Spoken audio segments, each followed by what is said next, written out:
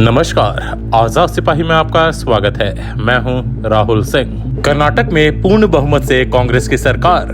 कांग्रेस को मिले 138, भाजपा 65 पर सिमटी। राहुल ने कहा कि पहली कैबिनेट में वादा पूरा करेंगे। अब नफरत की दुकानें बंद हो गई हैं। कर्नाटक में कांग्रेस सरकार बनाएगी। विधानसभा चुनाव के नतीजों में पार्टी ने बहुमत का आंकड़ा पार कर लिया है। कांग्रेस को 136 सीटें मिली हैं, वहीं भाजपा को 65 और जेडीएस को 19 सीटें मिली हैं। सरकार बनाने के लिए 224 में 113 सीटों का जादुई आंकड़ा चाहिए, जिसे कांग्रेस ने पार कर लिया है। सुबह से ही रुझान कांग्रेस के पक्ष में रहा।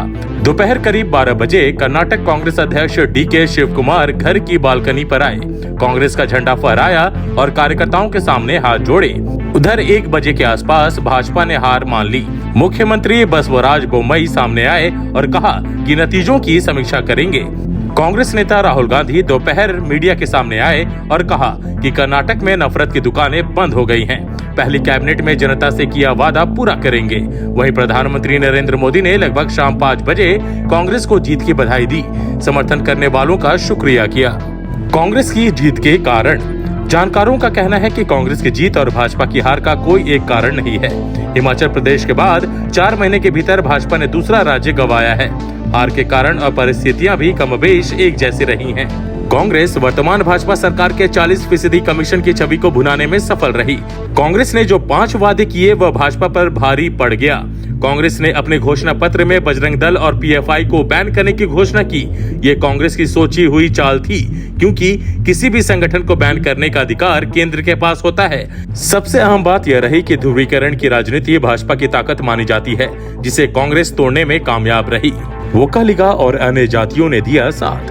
जानकारों का कहना है कि भाजपा के केंद्रीय नेतृत्व जातिगत रणनीति में पिछड़ गई। लियांगत वोट बैंक बिखरा। इसकी वजह येदियुरप्पा की अचानक विदाई भी रही। वहीं कांग्रेस ने अच्छी रणनीति तैयार की। कांग्रेस जानती थी कि राज्य के त्रिकोणीय मुकाबले में ज्यादातर इलाकों में उसके और भाजपा के बीच टक्कर है, सिवाय ओल्ड मैसूर क्षेत्र छोड़कर। ओल्ड मैसूर में भाजपा पारंपरिक रूप से कमजोर है। यहाँ कांग्रेस और जेडीएस के बीच मुकाबला रहता है। कांग्रेस ये जानती थी कि जेडीएस को जितनी अधिक सीटें मिलेंगी वह सत्ता से उतनी ही दूर हो जाएगी। इसे ध्यान में रखते हुए कांग्रेस ने 2 स्तर की रणनीति पर काम किया। भाजपा के खिलाफ मुकाबले के लिए उसने जातीय समीकरण और 5 वादे जैसे स्कीमों को हथियार बनाया। जेडीएस को नुकसान पहुंचाने के लिए उसने राज्य के 13% मुस्लिम मतदाताओं को अपने पक्ष में पोलराइज करने की रणनीति पर काम किया। कांग्रेस को 80% मुस्लिम वोट मिले। वोकालिगा और अन्य जातियों का समर्थन भी कांग्रेस को मिला। नतीजतन कांग्रेस अपने बूते पर सरकार बनाने के आंकड़े तक पहुंच गई है।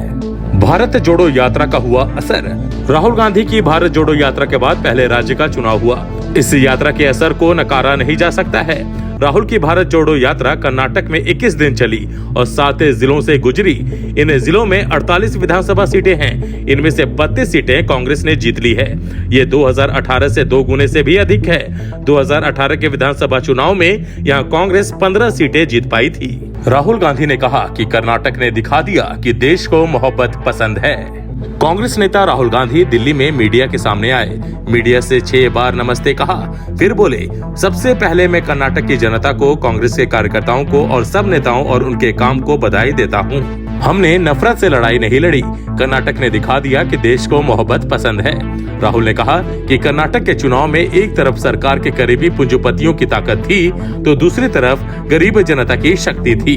इस चुनाव में शक्ति ने ताकत को हरा दिया। यही हर राज्य में होगा। कांग्रेस कर्नाटक में गरीबों के साथ खड़ी हुई। हम उनके मुद्दों पर लड़े। हमने नफरत और गलत शब्दों से यह लड़ाई नहीं लड़ी, हमने मोहब्बत से यह लड़ाई लड़ी। कर्नाटक ने दिखाया कि इसे देश को मोहब्बत अच्छी लगती है। राहुल ने कहा कि कर्नाटक में नफरत का बाजार बंद हुआ है, मोहब्बत की दुकानें खुली हैं। ये सबकी जीत है। सबसे पहले यह कर्नाटक की जनता की जीत है। हमने चुनाव में कर्नाटक की जनता से 5 वादे किए थे। हम इन वादों को पहली कैबिनेट मीटिंग में पूरा करेंगे।